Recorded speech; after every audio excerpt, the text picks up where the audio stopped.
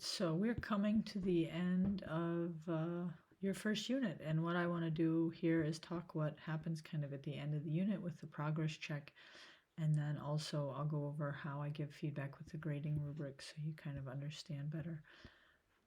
So let's talk about the progress check first. So that is on the AP's website. So I went to, you can go to my assignments, all assigned, and you're gonna see now starting on, I think I put it up for Monday, which is, if you're working ahead, should be plenty of time, but you're gonna see a free response and a multiple choice. And I talked to a lot of you about this when you did these multiple choices.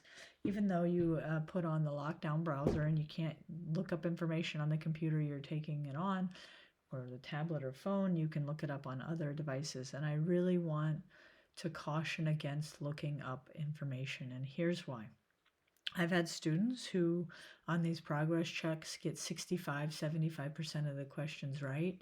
They go back through and they look up their mistakes and they take some notes, and then they take the unit assessment, and maybe they still only get 70-80% of the questions right on the unit assessment, and they work on those mistakes. They know exactly what they know and they know exactly what they don't know. And that action of trying to recall without looking things up is what's making their memory stronger. And so these students go on to get 3s and 4s on the AP exam. And then I have other students who look up information as they go. And there's no way for me to really know this. So I'm seeing them get 90 to 100% always right on the progress checks.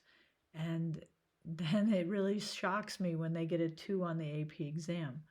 All right, so that it is, to me, in my opinion, it is the action of looking from your memory and not using the internet to look up words you don't know. And this is also important if you're not a native speaker.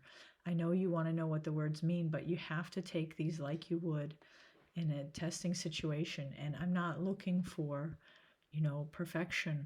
And that's really hard with QSI because I understand that, in many cases, in other classes, you have to get really high percentages to not have to redo things.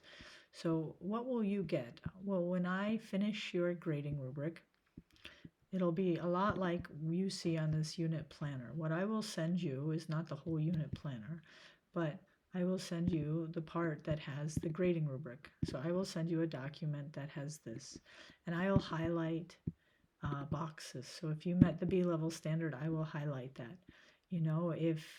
If you miss question 2 and 3, both of them, I'm going to ask you to tell me, why you missed those on the multiple choice. Explain your mistakes. But if you've done a pretty good job on your timeline, I'm most likely going to hit B-level criteria here. All right, actually I am, because I know you're going to get this idea in the past, and you're going to go over these ideas again. You're going to see these people all the time. All right, now you can look at this one. There's a couple really sticky things here on this rubric that sometimes I really make sure. If you struggled on your hypothetical experimental design and then you miss question 9, 12, and 16, what I'll probably do is highlight this one over here as not yet. I also put the questions you miss in red, so I'll go through and I'll highlight those in red. And then I'm gonna have you redo another hypothetical experiment in the future. I'll probably leave this unit as a P and say we're gonna work on this in the future, because I know, I can promise you, one of your free responses on the AP exam is going to be on research methods. And so probably more than any other unit, I make sure that you can really do these things very well. And if you can't do them yet, we'll talk about it. That's why we have an individual call after unit 1. And I will help you make sure you can do this. This is the way I help students make sure they get 3, 4, 5 on the exam.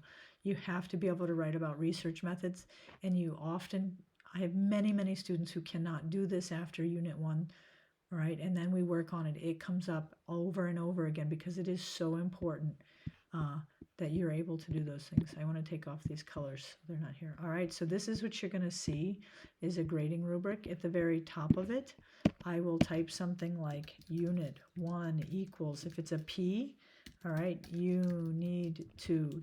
I will tell you if unit 1 is a B, all right, for an upgrade, you need to dot, dot, dot. All right, I'll be very specific here in what you need to do. And if you feel confused, you just ask a question and I'll help you.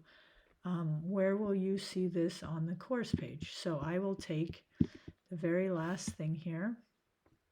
It says sharing your Unit 1 grading rubric. This is going to be where your grade goes. All right. Sometimes Moodle kicks out a percentage. QSI does not do things based on percentages.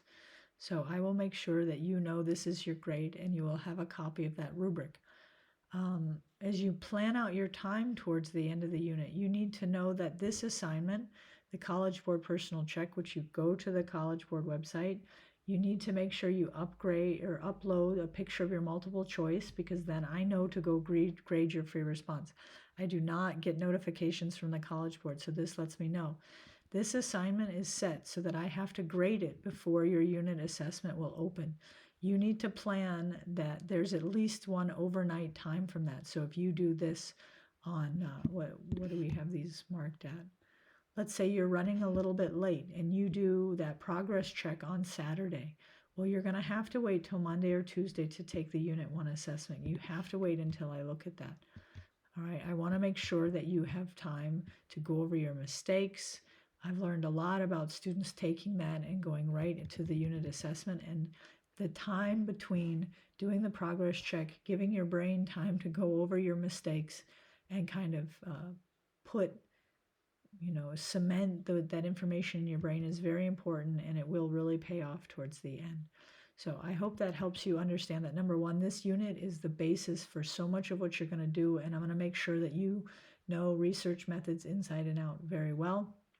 And your unit grade is the grade here. It's not anything that Moodle spits out in your gradebook, okay? It's what is put into this grading rubric. As always, if you have questions, please send them to me.